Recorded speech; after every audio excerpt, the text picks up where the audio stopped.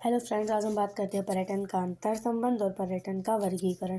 तो देखते हैं पर्यटन और मनोरंजन में क्या संबंध है। विश्व के प्रायः सभी देशों में पर्यटन प्रमुख मनोरंजन व्यवसाय है। मनोरंजन एक ऐसी प्रक्रिया है जिसमें मनुष्य सम्मिलित होकर आनंद की अनुभूति करता है और व्यक्ति प्राकृतिक एवं सांस्कृतिक विशिष्ट अद्भुत दृश्यों को देखकर आश्चर्य में पड़ जाता है, यानी सोच में पड़ जाता है कि दुनिया के नायाब नज़ारे जो हमने अभी तक देखे नहीं, हमारी आँखों से ओझल हैं, उन्हें देखते ही मन प्रसन्न हो जाता है और आनंद का अनुभव करता है।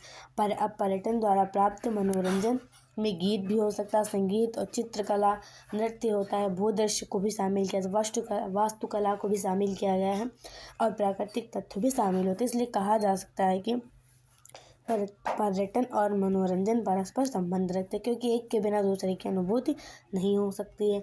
जो हमारा पर्यटन है वो मनोरंजन के बिना अधूरा है और मनोरंजन हमारे पर्यटन के बिना अधूरा है। अब बात करते हैं पर्यटन और अवकाश में संबंध। तो नाम से ही संबंध है, स्पष्ट है, अवकाश यानी कि छुट्टी। पर्यटन तभी संभव हो सकता है जब मानव के पास समय होगा। इसी कारण पर्यटन व्यवसाय छुट्टियों के कारण अपनी उच्चतम सीमा को छूता है। छुट्टियों के समय सभी पर्यटन स्थलों पर भीड़ लगने लगती है। अवकाश या फुर्सत उसी समय अवधि को कहा जाता है जिसमें मानव व्यवसाय कार्य शिक्षा से हट कर व्यतीत करता है। तो हमारा अवकाश का टाइम उसे ही कहते हैं जो व्यक्ति अपने सभी कामों से निवृत्त होकर यानी छोड़कर हटकर व्यतीत करता है। इसका तात्पर्य है कि पर्यटन के समय आनंद लेने के अलावा उसके पास कोई अन्य काम नहीं होगा। इसलिए कह सकते हैं कि बिना अवकाश के पर्यटन का भ्रमण संभव नहीं है। तो हमारा जब आपके पास समय ही नहीं होगा तो पर्यटन का संभव नहीं हो, तो आप घूमने फिरने कैसे जाएंगे। फिर रॉबिन्स के पर्यटन के भौगोलिक मापदंड। पर्यटन एक प्रमुख उद्यम है और किसी भी राष्ट्र की अर्थव्यवस्था में प्रमुख भूमिका का निर्वहन करने में का समर्थन भी रखता है। पर्यटन विविध प्रकार से राष्ट्र व राष्ट्र के निवासियों के विकास में सहायक होता है।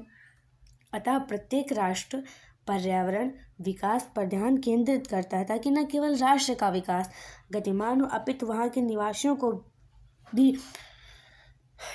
को भी रोजगार इत्यादि के नवीन अवसरों को प्राप्ति सुनिश्चित कर सकें। यानी जो रॉबिन्स के भौगोलिक मापदंड थे, उन्होंने बताया कि न तो राष्ट्र का ही नहीं विकास हो अपितु वहाँ के लोगों रहने वाले निवासियों का भी विकास हो सके, ऐसा पर्यटन होना चाहिए। अब बात करते हैं पर्यटन के जो भौगोलिक मापदंड तत्व हैं वो क्या है। अधिगम एवं अवस्थिति स्थान, मनोहारी दृश्य होना चाहिए। जलवायु डिफरेंट जलवायु भी पर्यटन को प्रभावित करती है। जंतु जीवन, आदिवासीय तत्व, हर जगह आदिवासीय तत्व अलग अलग ही पाए जाते हैं। सांस्कृतिक जीवन के ढंग एवं परंपराएं, लोक जीवन, कला तथा शिल्प इत्यादि। सांस्कृतिक जीवन यानी वहाँ का कल्चर कैसा है, वहाँ की लाइफ स्टाइल कैसी है, शिल्प कला कैसी है। अब बात करते हैं पर्यटन का वर्गीकरण कि पर्यटन को कितने भागों में बांटा गया है। हमने देखा पहले पर्यटन का जो अंतर संबंध था वो किनके बीच था। अब बात करते हैं पर्यटन का वर्गीकरण। तो जो पर्यटन का वर्गीकरण है, पर्यटन के द्वारा आमोद प्रमोद सुख तथा मनोरंजन प्राप्त करने हैं तो उसके अनेक रास्ते अपनाए गए हैं। मानव ने अनेक नए पर्यटनों को विकसित किया है। पर्यटन करने वाले लोगों को विभिन्न नामों जैसे पर्यटक, यात्री, दर्शक आदि नाम से पुकारा जाता है। इन शब्दों का विश्लेषण निम्न प्रकार है। जो पर्यटन के लिए व्यक्ति जाते हैं उन्हें विभिन्न नामों से पुकारा जाता है। यात्री, दर्शक, पर्यटक आदि नामों से पुकारा। बात करते हैं यात्री क्या होता है। ट्रैवलर वह व्यक्ति जो किसी भी रूप में घर से बाहर जाता है, चाहे वह वहाँ ठहरे या ना ठहरे। यात्रा का उद्देश्य कुछ भी हो, इस प्रकार की यात्रा करने वालों को यात्री कहते हैं। तो जो यात्री शब्द है या उसका तात्पर्य है कि कोई व्यक्ति किसी भी रूप में घर से बाहर जाए, चाहे वह वहाँ रुकने के लिए जाए या यात्रा के उद्देश्य से कुछ भी हो, इस प्रकार की यात्रा का उद्देश्य करने वालों को यात्री कहते हैं। अब बात करते हैं दर्शक से आप समझ गए होंगे देखना। दार्शनिक लोग, दर्शन भी एक प्रकार का यात्री ही होता है, परंतु इसका उद्देश्य किसी दार्शनिक स्थल को देखना होता है। वह वहाँ रुक भी सकता है और नहीं भी। वह अक्सर ऐसे स्थलों पर आता जाता रहता है और वह वहाँ कुछ समय रुक भी सकता है।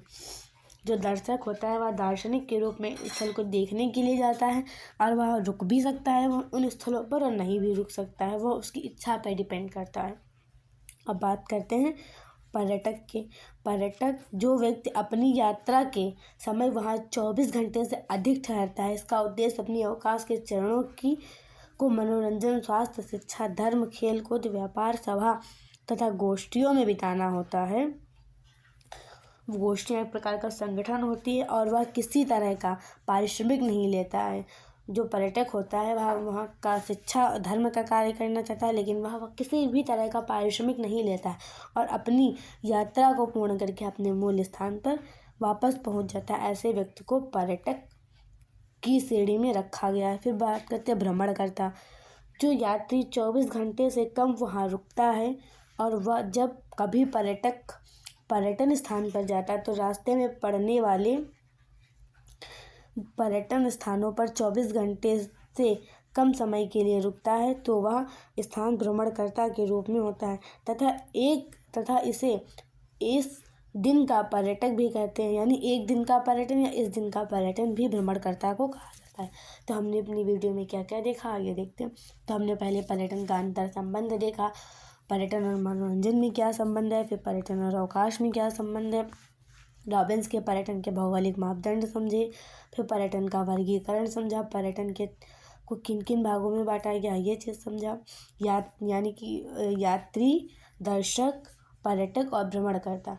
Thanks for watching my video.